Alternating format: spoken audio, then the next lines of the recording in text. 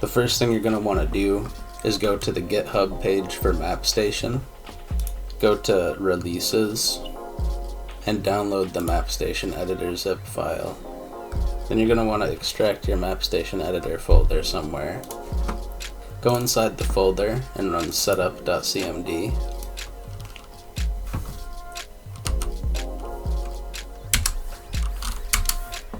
Now open Unity and click on Add Project from Disk. And now add your Mapstation folder. It's going to ask you to install the version of Unity. So go ahead and install that version, and once it's installed, you can now open Mapstation. So the first thing you're going to want to do is go to your Preferences, open General, and click Auto Detect. This will set up your test map folder. Another thing I like to do, go to Grinds, go down to New Node Offset and set the Y to 1. So now you're going to want to either make a map in Blender or whatever 3D modeler you use, or if you're doing a port, you can go download it. What are these ads? So now you're going to want to make your map folder.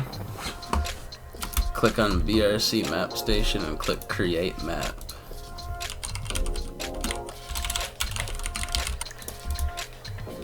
And now open up your map scene. Now you can get rid of your little floor here, and you can delete the failsafe teleport because the default one included with Mapstation is a little buggy. Now you can right click one of these and click Show and Explorer, and this will open up your map folder.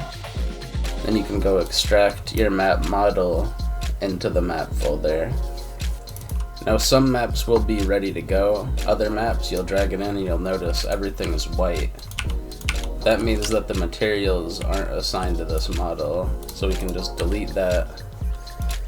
Go back to the map folder, and you'll see that it's an OBJ file. So what we can do is open up Blender.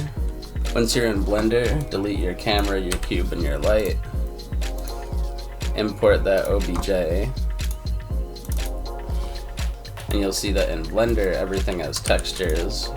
So you can go to File, External Data, Pack Resources, then press A, go to File, Export, FBX, change Apply Scalings to FBX All, and export it as an FBX. Now when you import that, you'll see that it has all of its textures. If your map has a 3D skybox, you can import that. One problem with a 3D skybox is that if your player doesn't have Wood's camera tweaks and doesn't have their view distance turned up, this thing is going to get clipped off and then they're not going to see the whole skybox. And I'll show you a way to fix that in a later tutorial on how to turn a 3D skybox into a 2D skybox and have it not be cut off. But in the meantime, we're just going to use the 3D one. So right now, everything has a little bit of a blue tint to it. And now I'm going to show you how to fix the visuals of your map and make it look a little prettier. So go to your FBX and click Extract Materials. Put it in a folder called Materials. Now you can start changing the look of your map. So by default, these are all using the standard Unity shader, but you can switch them to the Bomb Rush Ambient Environment shader. And now this is the same type of shader that Bomb Rush uses by default if you wanted to have that cell shaded look. If there's a problem with the lighting, you can adjust the sun, and that will change the direction the light is coming from. So right now everything is covered in shadows. If I just move the sun, you'll see that everything is now lit up.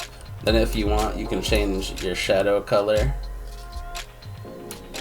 and you can change your light color.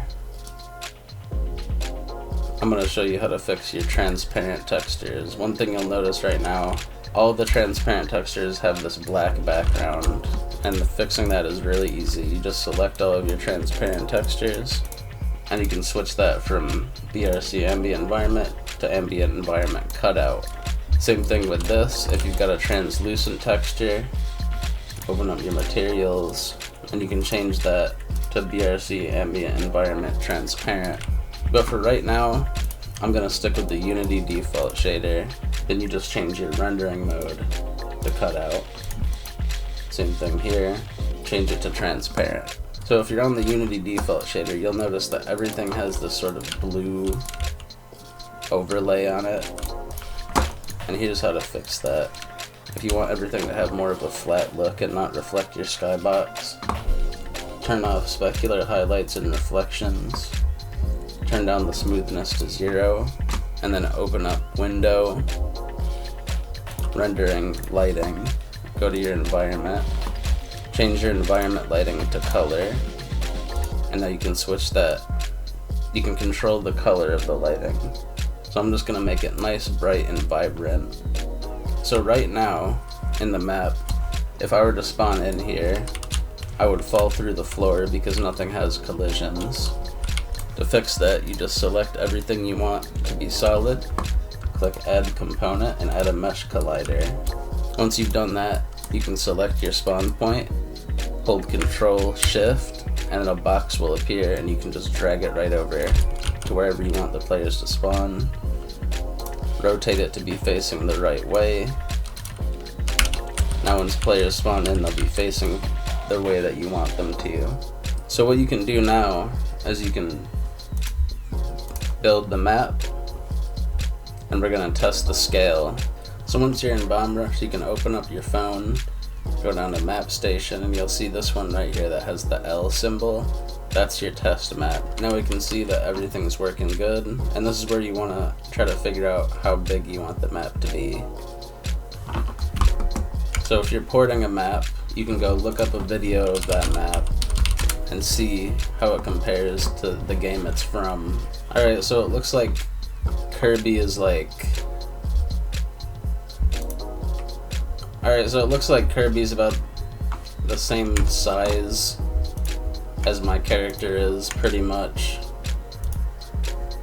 Kirby's a little bit bigger, but it's fine for the map to be a little bit bigger, especially if you want Movement Plus players to have a good time on it. Like, I feel like, for me, this is a good scale comparison here. Like, obviously Kirby would be a lot smaller than my character, but I want my character to sort of feel as big as the character that, you know, from the game. So I think this is a good scale already, so I don't need to adjust it. If you did need to adjust it, you just click on your model, you go to scale, and if you wanted to make it smaller, you'd put like 0.75. If you wanted to make it bigger, you could do like 2. And then you just have to move your spawn point to accommodate. Since we deleted our default out of bounds teleport, we're gonna make a new one that works a little bit better than the default. So just create a door teleport, and you want to move it down to be below anything on your map that people could interact with. So like the lowest point on your map, you want to make it lower than that. And you're going to want to set it, if you want it to do damage, you can set that. Set it to automatically return player, and change the teleport to your spawn point. Now just resize the trigger to be very big.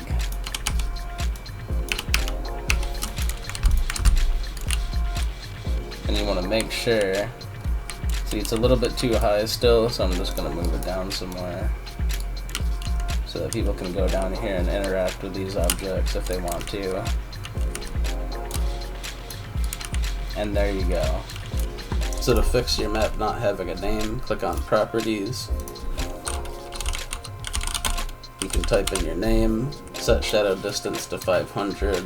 If you don't want players to get wanted levels, click Disabled Cops. You can type in your description, and you can put in a website too. Last but not least, you can add in your cipher. Make sure you remember to click the Discovered checkbox and the Generate UID button. You can add in 2 toilets. You're going to want to have at least 2, because if you use one, it'll close and you have to use the other one to reopen it.